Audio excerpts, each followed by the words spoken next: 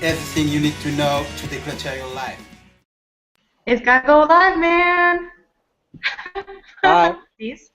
Yes. Sorry about that. So I'll just reintroduce myself. My name is Sukaina Rashidi, and I am L2's Media Relations Coordinator, and I have the great pleasure of hosting the Ask Shelina webinar for today. And the star of our show today is Shelina. I have dubbed her Dubai's new Mary Poppins, and she is Dubai's first organizational guru, and I'm so happy to present to you all Shelina. I'm Shelina from Declutter Me. I organise and declutter people's homes and offices, and make sure, get rid of all the junk, and then make sure that everything's organised into proper systems for people to then live in a calm and peaceful environment afterwards. So today we're going to talk about 4 main topics about how to declutter, how to organise. We were first going to start with talking about how you can start with decluttering and what I do when I go with my clients, and what you can do yourself, for small organising situations or decluttering situations. First thing I do usually is I choose a specific room, and then you can't do the whole house in one day. It takes days to do everything, and sometimes it takes a few days just to do one room, depending on how much stuff you have. So I tend to choose one room, and then we focus on that. That's how we start first. But we have a question already. The biggest problems, I think, that I face in my home situation is the lack of storage space. I don't know, coming from wherever I've come from, which is like all over the place. My frustration moving here was they have no planned storage. So even rooms are just 4 walls. There isn't even a built-in closet, or there isn't anything. So how do we manage this? What are your suggestions? Yeah, it's a big problem here. Some companies, construction companies or real estate companies, have thought of storage, such as UP Properties, which is great. But yeah, you're right. Most of them are atrocious at considering storage spaces. What I recommend, because most people rent here, so you don't want to put fixed furnishings into the apartment or villa, because also you might put nails and you ruin the walls and you ruin the floors. You can't do everything that you would do if you bought the property. So I mainly suggest that people, and you don't want to spend too much money, because people move quite often, like at least every 2 years. So I would recommend to go to IKEA. It's my favourite shop in the world, after one other shop in London. But IKEA has everything. It has your bookshelves. It has the Billy bookshelf that's come back again. It has various things for the kitchen, for the bathroom. Home Centre is very good for kitchen, freestanding kitchen trays, shelving units that you can put even in your bathroom as well. So there's various ways and shops that you can use. You can order stuff from online from America and the UK, and now they ship here, which is great news for us. So you just have to, look at the IKEA catalogue. It's a brilliant new catalogue, which I love, and it has great ideas. And they do try and give you ideas as well for people living in apartments and villas with no storage space. So that's what I usually recommend. Well, we have a question from the audience, and the first question is, what's the difference between cleaning and decluttering? Decluttering is getting rid of the stuff. So with cleaning, it's just cleaning over the surfaces, getting rid of the dust, getting rid of the marks from when kids put stuff, their crayons on the walls, you know, food on the floor or whatever. That's cleaning, and that's what the maid does. With organising and decluttering, it's removing the physical items, so the too many clothes, old food in the kitchen, magazines in the living room that are 3 years old. You know, your Time Out magazines, they only last for about 6 months.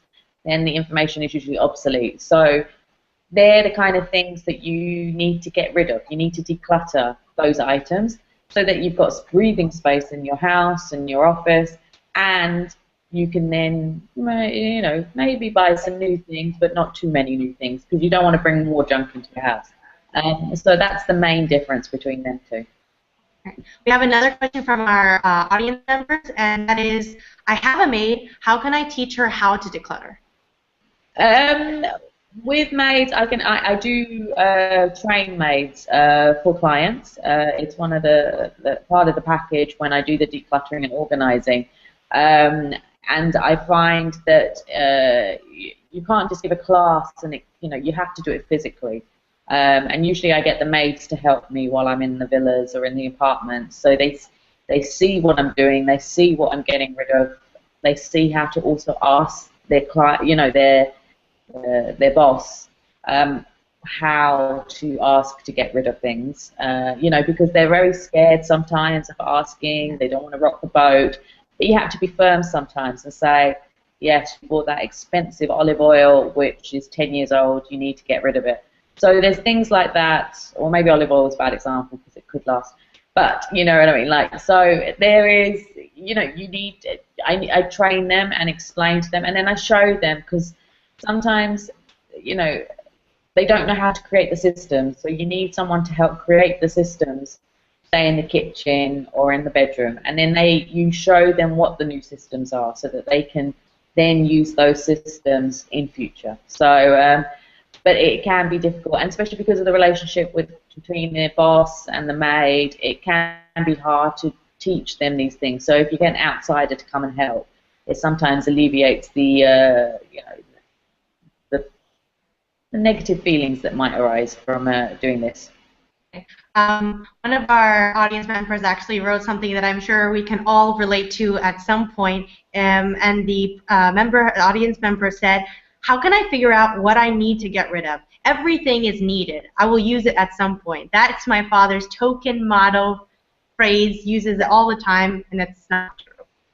Yes, people say that, yes. If you you think you're going to use it, eventually you'll use it. Really, will you? There are certain things, yes, I can understand you keep it for a long time and you don't use it often. With me, it's ball gowns. I don't have many, but the ones I have, of course, you can't wear them too many times in 1 year because you'll be seen in your Facebook photos. So I keep them and then wear them a few years later because people have forgotten about it. But some other things, you have to get rid of them. You know, if you haven't used it for 6 months or for a year and it's just lying in your cupboard getting dust, then Also, it's broken. Yes, well, broken. Yeah, if you haven't fixed it within 6 months, you're never going to fix it. Same applies for the clothes, broken plates, you know, that kind of thing. Broken plates, you need to just throw it away. You can't. Don't think that you're going to go buy the glue from Ace to then stick the plates together. It's silly. Go to IKEA, buy a new 4 dirham plate. It'll be good. You know what I mean? So Yeah. that's my suggestion. Yeah. Yeah, that's some retail therapy for you. Get rid of that old plate and get a new one. Yeah, break a plate, go to IKEA. Right. But not during the weekend. I highly suggest you don't do that. Greek wedding style. So the next question is, and I think that, you know, living in this kind of community here in the UAE where we're always moving, we're always visiting different places, you know, you're like, oh, I want to buy a little memento from here, a little memento from there. And the question from the audience member is, basically, what do I do with mementos? Like, obviously, you're talking about decluttering and getting rid of things that you don't need. You don't really need a memento.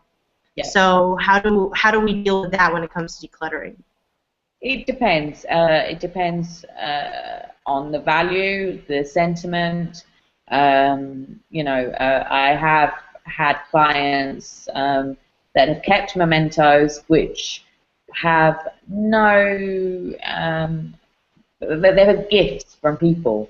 And they mean nothing to them, but they've kept them because somebody has bought it from, I don't know, Germany or Italy or America, and they had an amazing holiday, bought you a present, and it's horrible, but you feel like you have to keep it because it's a souvenir from Disney and it's a horrible character or something. Give it away, donate it, throw it away. Don't keep it. If it hasn't got any sentiment anymore, if it looks bad, if it looks old and tired, get rid of it. And if you've been on holiday and you have the pictures and you have the memories in your head, you can always have that. You don't need the physical piece in your life. I have a problem that I collect fridge magnets, and wherever I go around the world now, I get a fridge magnet and put it on the fridge. So I have friends that know this, and so they have kindly bought me fridge magnets when they've been to, I've got one from Moscow and one from South Africa. I've never been there, and I had them on my fridge and look at them and go, yeah, I haven't been there. It means nothing to me. It's lovely that they bought it, but it means nothing to me. So I have got rid of them. So it's the same sort of thing. And if you bought too many mementos from one country or one trip or whatever, do you need all of them to remind you of that holiday? Or of that situation, or if you went to a wedding and you picked up all the, there's all the bits and pieces on the table, the bride leaves, the gifts. Do you need to take a bit to remember the wedding? You don't.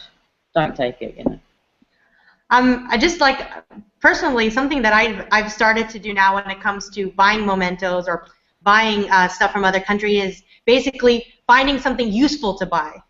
Yeah. So not just buying like a little figurine, but can I wear it on my feet? Can I wear it on my body? Can I use it as a hijab? Shoes, stuff like that, where it's not in a corner accumulating dust. Yeah. No, that's a great idea, and I highly recommend that. I mean, my fridge magnets, it would pick up dust, but being me, I do I dust them every week, and they're great because I have my friends come over. Like I recently went on holiday, I bought a few magnets. My friends came and they looked straight away on the fridge to see what magnets I bought. So it's kind of a talking point, and then we can talk about the holiday and everything. So that's great. And I have another friend who buys pencils, which I don't understand because she can't do much with the pencils because she never uses them. She just buys all of them and stores them, and it looks pretty in the pot. But anyway, so yeah, if it's useful, great idea. If it's a figurine, I'm a bit toss it. Yeah, I mean, admittedly I've still got my Disney figurines that I bought many years ago in Disney World, which I love. But that when I look at them, they bring back so many memories from my childhood. So, and that will happen to people. They will have certain items that will bring so many memories that they can't get rid of them. And you have to, you understand that situation. Absolutely. So on to our next question. The next question says, what is the best way to create systems for children? Do you have any tips for especially young children? There's a system, a storage system in IKEA. You might have seen it. It's like a bookshelf. It's like a Billy bookshelf, but it's in steps. And it has various boxes that you can see you can fit into the shelves. It's great.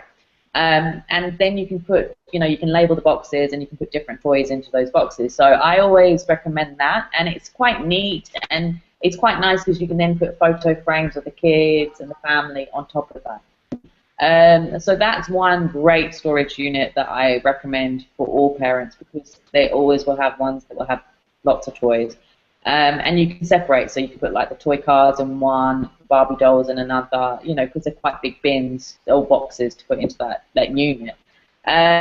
For kitchens, I have generally found that we create a separate cupboard is just dedicated for the kids if there's enough room in the kitchen, because they have their lunch boxes, they seem to have about 4 or 5 for some reason, because they're we love our children, and lots of their bottles, drinking bottles, and then they have the plastic plates and spoons and all cutlery.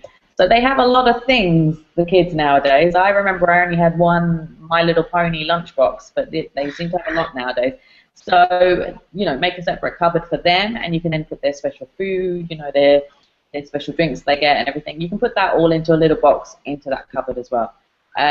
So that's what I recommend for that. And then for the bedroom, organize it as if you would with your own wardrobe, into separate sections for each type of clothes. And also you have to get rid of the clothes. If your child is now 5 years old and you're still holding on to the baby clothes from when they were less than 1 year, you have to get rid of them because they're just taking up space. So yeah, that's what I recommend for kids. Do you think also, I mean, especially as far as IKEA units are concerned, you have to build them yourselves. Do you think getting the children involved in that process is also something that kind of gets them into the idea of maintaining the clutter-free environment? Yeah, I think so. I mean, with the bookshelves, I think you have to do it yourself, get your husband to do it. If you can't be bothered to do it, which is generally, if I can get someone to do it, that's great. Or, they've got the IKEA men that come and do it. So that's great. With the boxes, I think, yes, use the kids to help them to, go, look, you've got this brand new toy, a bookshelf and boxes. Why don't we fill up the boxes with toys and separate them into different things? So Lego in one, cards in another, and make it a game. And then they'll see that this is how it has to stay as well, so to keep them motivated to keep it organized. So yeah, I think that's a great idea, to get the kids involved, and the earlier they learn how to be organized and to have a kind of structure. I mean, great when they're playing, make a mess when they're playing, but when it's time to sleep, they know that they can put they have to put the toys back, but they know where to put the toys back because it's labeled and they've been involved in the process of creating that system. Right. Okay. Awesome. On to the next question. So we kind of talked about this a little before. We were talking about, the lack of storage space here in the UAE and how sometimes the design of the homes don't necessarily incorporate the idea of storage. And the question is, would remodeling my home be necessary when decluttering? I'm thinking about adding additional storage space, built-in closets, tool shed in the garden, etc., etc.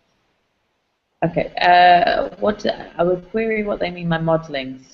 Remodeling? I mean, I guess again, I don't necessarily know what that would mean in the Emirati context, because obviously homes here are very, very different, but in the U.S. it would literally be like, to basically take a wooden wall out and add an addition or whatever, but I'm assuming just modifying a room.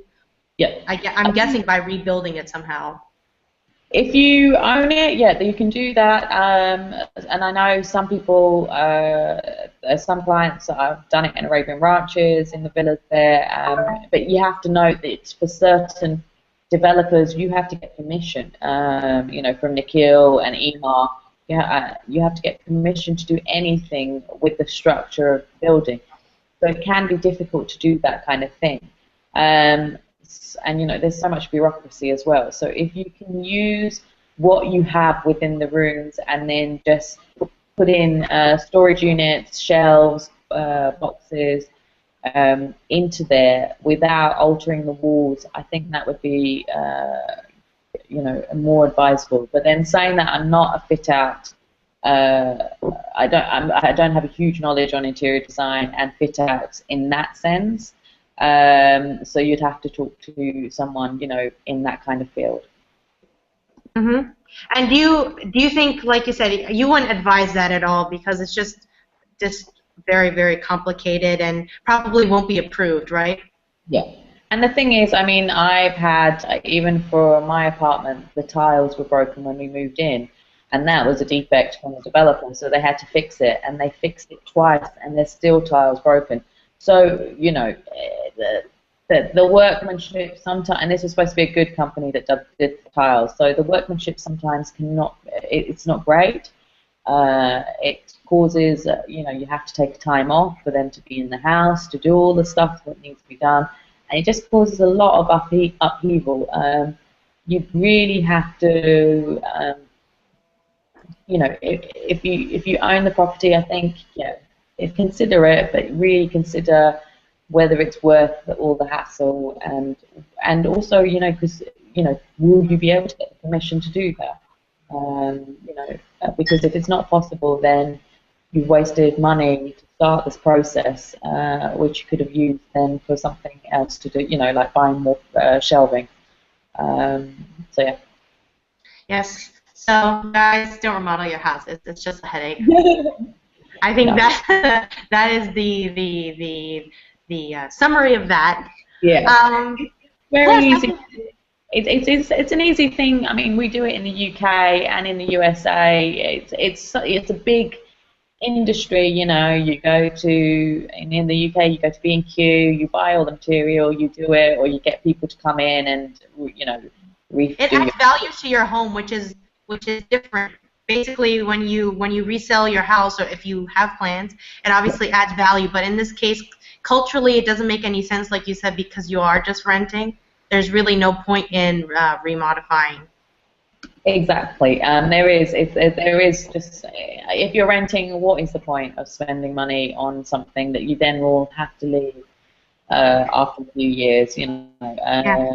Plus, you can just use that money to buy awesome stuff from IKEA. Or, exactly.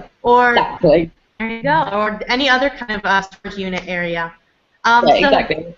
The next question that is on everyone's mind is, when you finally declutter your home, what do you do with the stuff? There's different things you can do. If it's broken, if it's really bad condition, like the clothes just you know, are not nice. If it's underwear, obviously, throw it away. I know from charities in the UK and from even here, people have said the amount of people that give them underwear. If it doesn't have the tags, that means it's been worn, and nobody wants to wear your worn underwear.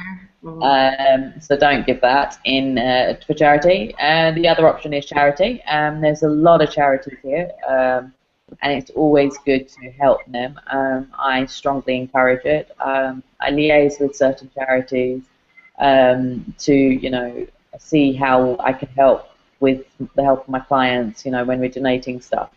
So yeah, there's the charity, and then also you can sell it. There's various initiatives and places you can sell your clothes now. There's secondhand, there's flea markets, there's Mementos, where you can sell it on your app, and there is, you know, various others, and there's Facebook groups now that you can do it. So there's such a big variety now of places to sell the items, so you can make a bit of money if it's in good condition. And if it's designer stuff, there's a shop that's been around forever, whose name I can't remember now, but it's in Messiah Centre, and that takes your designer stuff and sells it. And there are loads of other places now. There's clothes swapping companies. So yeah, you've got different options, but the problem is if my clients have been holding onto the clothes for too long and they're not getting rid of them, if I leave their house or their apartment and leave them with their bags of clothes they're supposed to be selling or donating, if they don't sell it within a certain amount of time, I will tell them that I'll come pick it up and donate it, because it takes a while to, you know, take pictures, or, you know, or to go to flea market. So if they can't find the time to do it, they should just get rid of it and just donate the stuff. Yeah, no, absolutely. That's also a great motivator if you think about it. You know, basically getting rid of that's the reward for getting rid of the clutter. You should definitely check out Mementos if you're looking to turn your old stuff into cash. That's absolutely an awesome way of getting rid of stuff. and hopefully buying, taking the money and putting it towards new storage units, or basically, I guess, new storage systems. So that's definitely a way of kind of motivating you to get on that and declutter your life. Yeah, definitely. So on that note, we have one more question left, and that is, and I think this is a great one, and I'm sure everyone's thinking it, is, in your experience, what are the hardest spaces to keep organized? I think storage rooms. I did a storage room this week, and a lot of things have just been thrown in, and it does happen. You know, it's the room where you put all the stuff that you don't know where to put it anywhere else. The wardrobes as well. There is a tendency that you can buy a lot of things here. There's sales every few minutes rather than every season like it used to be, you know, in the good old days. It seems to be every week there's a sale in certain shops. And people buy all the time, and they buy things when they don't need to, and then it just fills up in their closet. And I always say to people, you should, if you buy something, you need to take something out. So if you buy a new dress, you have to take something out of your wardrobe and donate it or sell it or throw it away. So because otherwise, if you just keep on buying and buying, you just fill up your wardrobe, and then there's no space, and you need to have some breathing space in your wardrobe and in your cupboards in the kitchen. Yeah, wardrobes are very difficult, and kitchens. And I love decluttering and organising kitchens. It's my favourite place. So, but I find a lot of people don't know how to keep organised. They put everything in weird places within the kitchen. And keep lots of old food. You know, you go to a nice shop like spices. Yeah, you buy spices, or you go to like Italy and you can buy beautiful olive oil and cheese, and they get all excited, and then they never eat it, and it just goes off. I find that there's a lot of that, and a lot of bulk buying. So if you go to, say, some of the supermarkets have the 5 for 3 deal or whatever, especially during Ramadan, and people they need to buy it, but they don't. You don't need 10 packets of creme caramel. Get 2 packets during Ramadan, and then if you run out, you will be going to supermarket or your nearest supermarket, buy some more then. Don't buy 10. It's not cost effective if you have to throw it all away at the end, you know, because it's gone off. Well, I think definitely for kitchens, would you say that a label maker is probably the best investment you can make? Say that again? I said I would say for organizing, especially kitchens, because I used it in my own label maker. Yeah, I have a label maker, and it's. Can you hear me? Yeah, go ahead. Sorry. Yeah, I have a label maker, and it's the best thing ever. I mean, I have a bigger one because obviously I need to use it all the time with different sizes, and it's you know, and my clients love it. The maids love it. They get very excited when they see it, and they want to help me label everything. And you know, you can get little label makers. So you can get hand ones. I mean, I've got a big desktop kind of one, but you can get hand ones that are easy to use, and you can give them to your maid to do. So then you can label jars for your spices and your rices and pulses and, you know, anything and everything. You know, you can label all the boxes. You know, you can get Samla boxes from IKEA. You can then label them clearly, and or you can get permanent pens and you know, mark on there. There's also in Crate and Barrel you can get these stickers that are made of like a chalkboard material, and then you can write on chalk on them. So, you know, if you change whatever's in the jar or in the box, which you put in the freezer, you can just label it with a different name. So there's loads of ways. I love my label machine, but you can use other methods as well to label your stuff. Awesome. So I just have a really quick follow-up question from a viewer that's related to what we were just talking about the hardest room to organize, and you were talking about the storage room. And the person says, you mean you have to organize the storage room too? I thought that's where you hit the clutter. You'd be surprised, but actually, you know, like say it's winter coming now. So, you know, you put in your storage room all the camping gear or the barbecue gear. the DIY, the husbands put all the DIY things in there because they haven't been able to do any DIY because it's too hot. And now it's all going to come out. But when you open a storage room, everything falls on your head and you get injured. Now, would you rather be going to hospital or have a neatly organized storage room so you can easily access everything immediately? So that, you know, every room needs to be organized in my view, because, you know, and it's health and safety as well. I mean, I talk about health and safety a lot for offices, but the same applies in homes, especially when you have kids. You have to be careful with these kind of things. So if you can organize the storage room and make sure that it's, you know, safe for everybody, then that's good. Then you can enjoy the winter peacefully without going to hospital. Okay, awesome. Thank you for your responses. And so basically, we're going to be wrapping up, but I just wanted to give you a moment to kind of any last-minute tips or any ideas that might have just occurred to you now that you kind of want to share with our listeners and our followers. Well, I do get asked a lot where to buy, you know, various goods, where I buy them for my clients.